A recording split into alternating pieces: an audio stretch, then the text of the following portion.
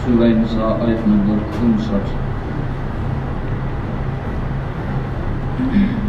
اعوذ باللہ من الشیطان الرجیم، بسم اللہ الرحمن الرحیم۔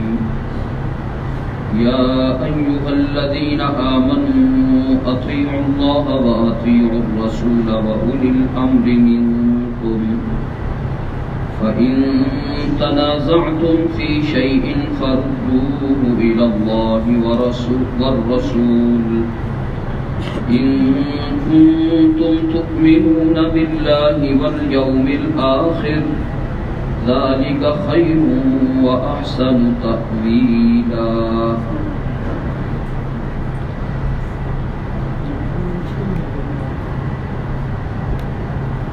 یا ایھا الذین آمنوا، اے ایمان والو، اطیعوا اللہ، اللہ تبارک و تعالی کی اطاعت کرو، واطیعوا الرسول، اور رسول کی بات مانو، واولی الامر منکم، اور تم میں سے جو صاحب امر ہیں ان کی بات بھی مانو۔ فَإِن تَنَازَعْتُمْ، پھر اگر تمہارا باہمی کوئی نزاع ہو جائے، فی شیء، کسی بات میں، فَرُدُّوهُ إِلَى اللَّهِ وَالرَّسُولِ، تو لوٹاؤ اس کو اللہ اور اس کے رسول کی طرف۔ إِن كُنتُمْ تُؤْمِنُونَ، اگر تم یقین رکھتے ہو اللہ پر اور پچھلے دن پر، یعنی قیامت کے دن پر۔ ذالک خیر، یہ طریقہ بہتر ہے تمہارے لیے، یہ بہتر ہے، وَأَحْسَنُ تَأْوِيلًا، اور انجام کے اعتبار سے اچھا ہے۔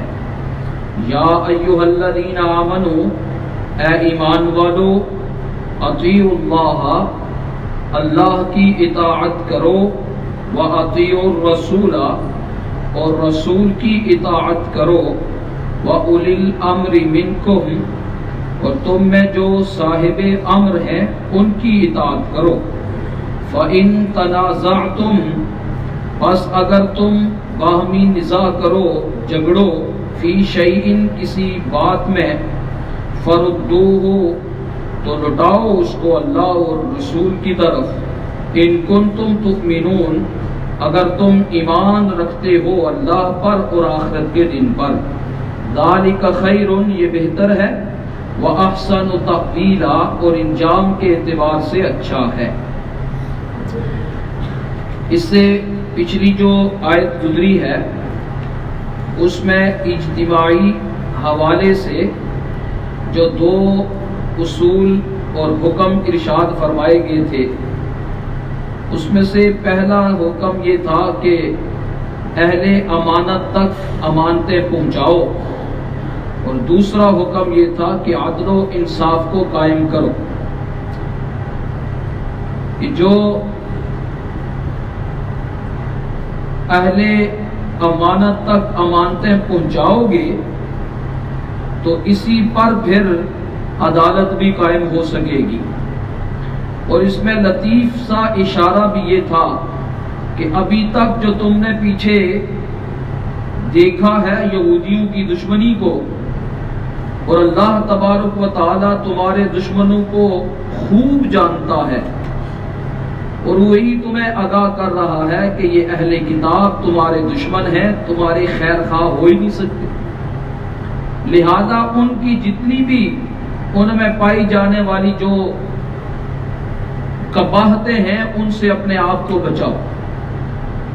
لہذا تم نے امانت داری کو قائم رکھنا ہے، خیانت کا ارتکاب نہیں کرنا، ہر حال میں عدل و انصاف کا دامن تھامے رکھنا ہے، ان کی طرح عدل کو چھوڑنا نہیں، کسی کی دشمنی اور تمہیں اس بات پر کہیں آمادہ نہ کر دے کہ تم انصاف نہ کرو، جس طرح کہ یہودیوں نے کیا کہ جب مشرکین نے ان سے پوچھا کہ ہمارا مذہب بہتر ہے یا کہ مسلمانوں کا، تو باوجود کہ یہودی جانتے تھے کہ یہ مشرکین انہوں نے تو بیت اللہ کے اندر بت رکھے ہوئے ہیں، بیت اللہ کا مادرزاد ننگے ہو کر کے طواف کرتے ہیں، اپنی ستیلی ماں سے نکاح بھی کر لیتے ہیں، یتیموں کو ستاتے ہیں، سب کچھ ہونے کے باوجود بھی مسلمانوں کی دشمنی میں انہوں نے طاغوت اور جبت کے اوپر ایمان لایا،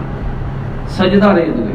تو مسلمانوں، تمہارے اندر یہ والا کام نہیں ہونا چاہیے، بلکہ جس کی امانت ہے اس کے حوالے کرو اور عدل و انصاف کو قائم کرو۔ تو یہ دو حکم ارشاد فرمانے کے بعد اب یہ جو زیر 10 آیت ہے، اس میں اللہ تبارک و تعالی ایک اساسی نوعیت کا مسئلہ بیان فرما رہے ہیں۔ یہ دفعہ نمبر 1 ہے قانون کی۔ وہ قانون ہے کہ اللہ کی بات مانو، رسول کی بات مانو، اور تم میں جو صاحب امر ہیں، جن لوگوں کے ہاتھ میں کچھ معاملات ہیں، اجتماعی معاملات کے، جن کے حوالے ہوئے ہیں، وہ لوگ جو حکم دیں اس کو مان لو۔ جب یہ کام تم کرو گے نا تو پھر اہل امانت کو امانت بھی مل جائے گی اور عدل و انصاف بھی کیا ہو جائے گا؟ قائم ہو جائے گا۔ تو گویا اطاعت کے 3 درجے بیان فرما دیے۔ سب سے پہلا اور اول درجہ جو ہر مسلمان کے دماغ میں بیٹھنا چاہیے وہ یہ ہے کہ سب سے پہلے حکم کس کا؟ اللہ۔ سب سے پہلی بات کس کی ہے؟ اللہ کی ہے۔ اطاعت در حقیقت اللہ ہی کی ہے، بالذات اللہ ہی کی اطاعت ہے۔ ہر معاملے میں صرف کس کی اطاعت ہے؟ اللہ تبارک و تعالیٰ کی اطاعت ہے۔ اس اطاعت کے درمیان میں کسی اور کی اطاعت اگر آڑے آ جائے تو اس کو دور پھینک دینا چاہیے۔ یہ بندے کے اوپر اللہ کا حق ہے، کیونکہ وہ مالک ہے، وہ خالق ہے، وہ رازق ہے، اسی نے پیدا کیا ہے، لہذا بات بھی اسی کی ماننی چاہیے۔ تو یہ سب سے پہلا درجہ ہے اللہ کی اطاعت، اللہ کی اطاعت۔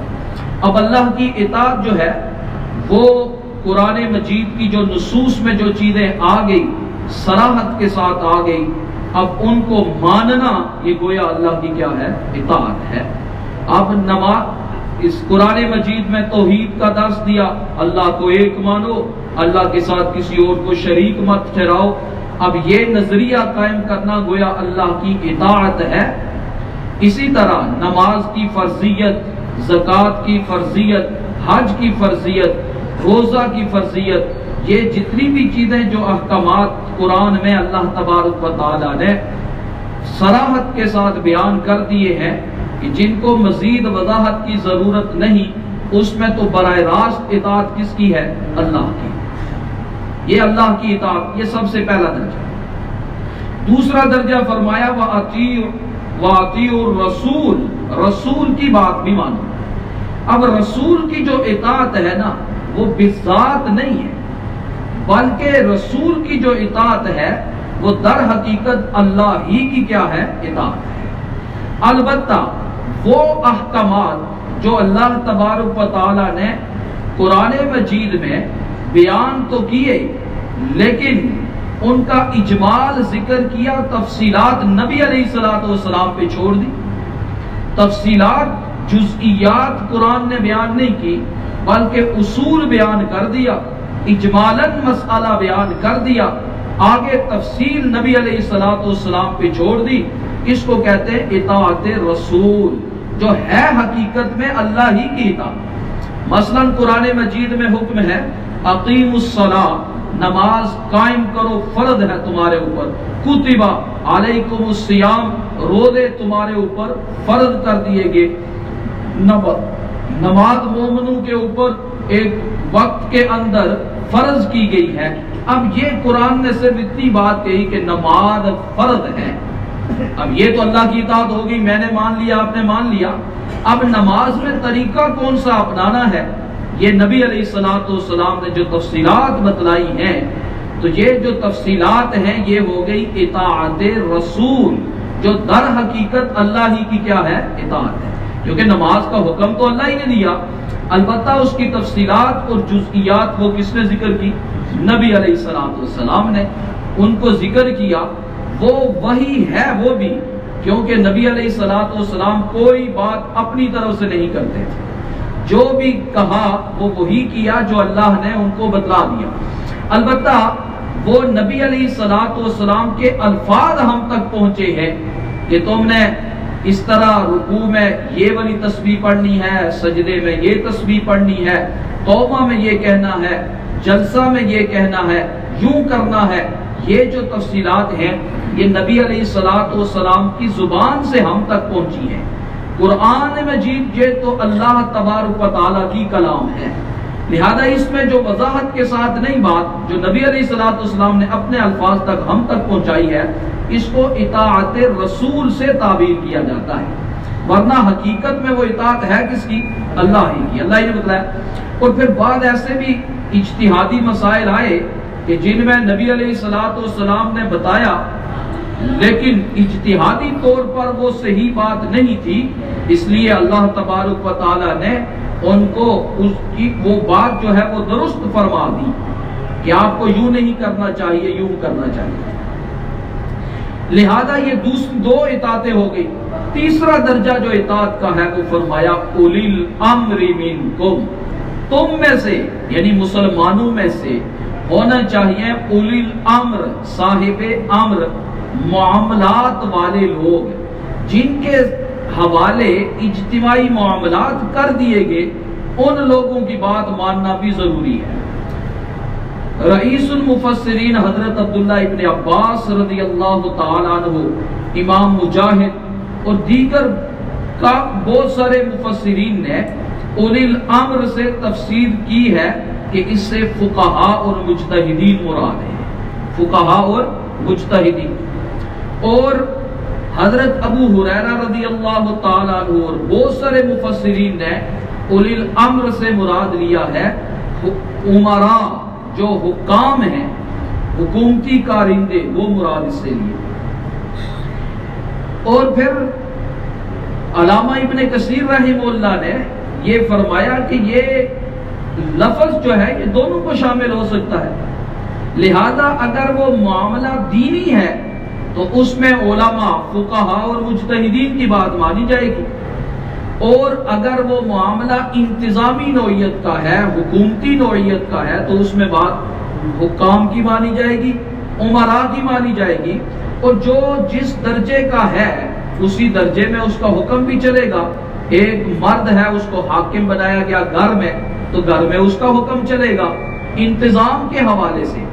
البتہ ان کی بات تب مانی جائے گی کہ جب یہ اطاعت اللہ اور اطاعت رسول کے تابع ہوگی۔ اگر وہ اللہ کی اطاعت اور رسول کی اطاعت سے ٹکر کھا رہی ہو تو وہ چاہے کسی مجتہد کی بات ہو وہ بھی نہیں مانی جائے گی، اور کسی حاکم کی بات ہو تو وہ بھی نہیں مانی جائے گی۔ جو ٹکر کھا رہی ہو تو اس میں وہ والے مسائل آئیں گے کہ جو اللہ تبارک و تعالیٰ نے صراحت کے ساتھ قرآن مجید میں بھی ذکر نہیں کیے، نبی علیہ الصلوۃ والسلام کی جو صراحتاً روایتیں ہیں، آپ علیہ الصلوۃ والسلام کی احادیث، وہاں بھی وضاحت کے ساتھ وہ مسئلہ موجود نہیں ہے، اور اگر کہیں ہے بھی تو وہ متضاد روایتیں ہیں، یعنی کہ الگ الگ روایتیں ہیں۔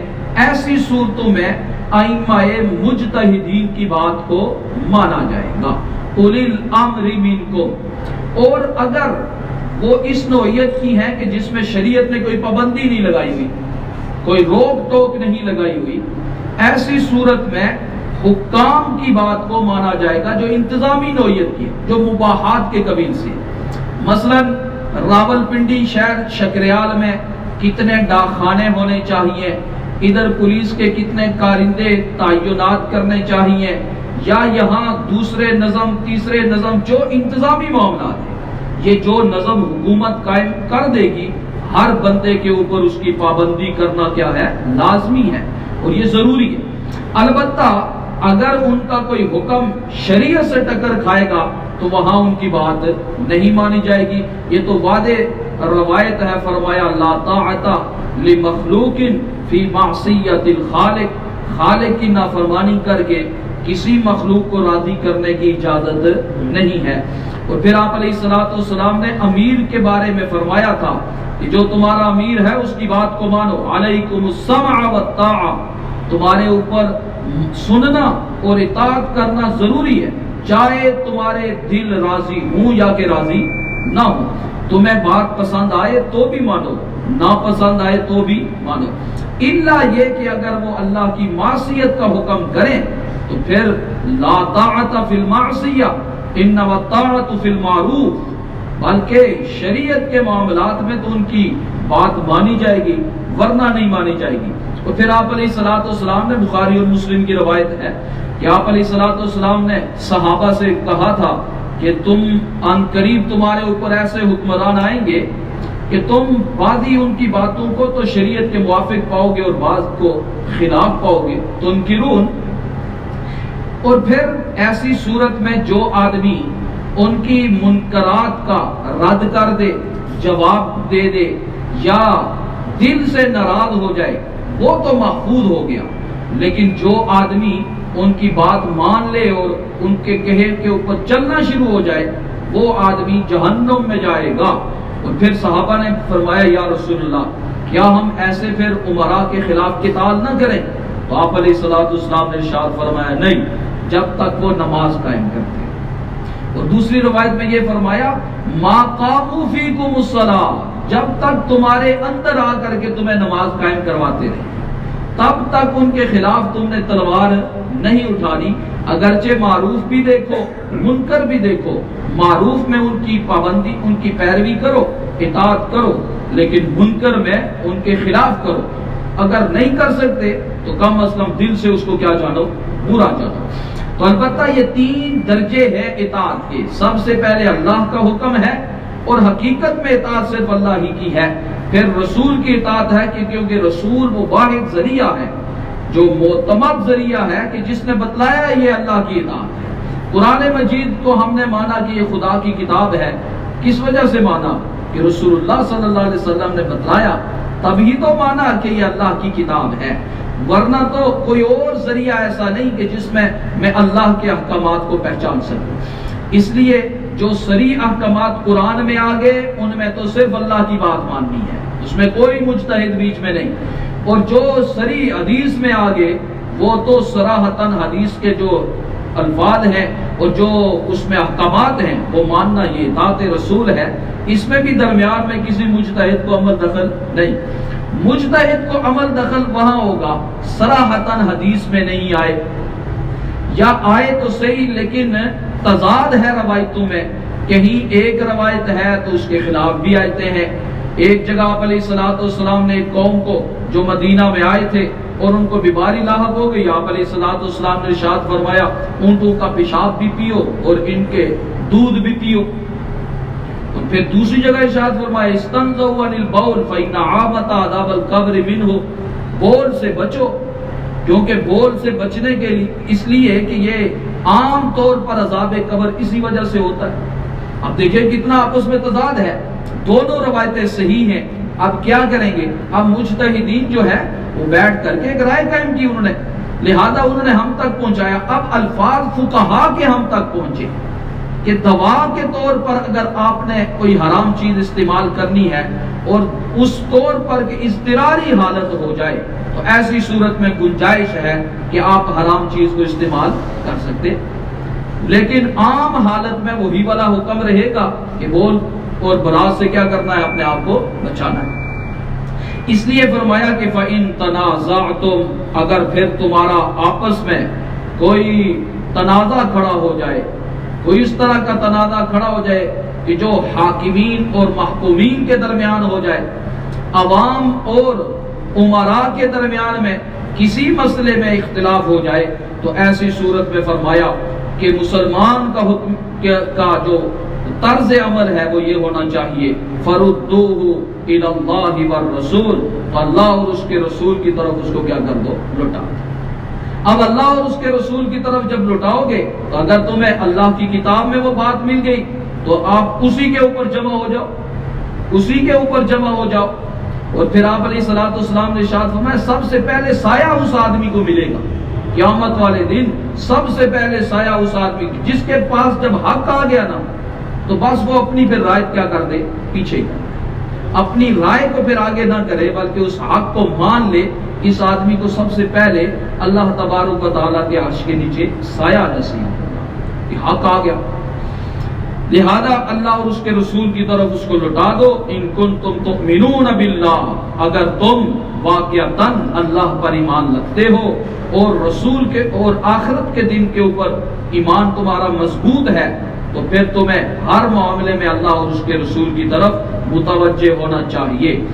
اور پھر چونکہ قرآن کریم جو ہے نا وہ صرف اور صرف آئین کی کتاب نہیں ہے کہ صرف اور صرف قانون بتلاتا ہے، بلکہ یہ تعلیم، تعلم، واعظ، نصیحت کی بھی کتاب ہے۔ اس لیے اس قانون کی جو علمی حکمت ہوتی ہے، جو اس کے اندر خیریں ہوتی ہیں، وہ ان سے بھی آگاہ کر دیتا ہے۔ فرمایا ذالک خیر، اس قانون کی پاسداری ہی بہتر ہے۔ یہ والا جو طریقہ ہے یہ کیا ہے؟ بہتر ہے۔ یعنی دنیا میں اگر تم یہ والا وتیرہ اپناؤ گے نا تو آپس میں اتفاق کی فضا قائم ہو جائے گی۔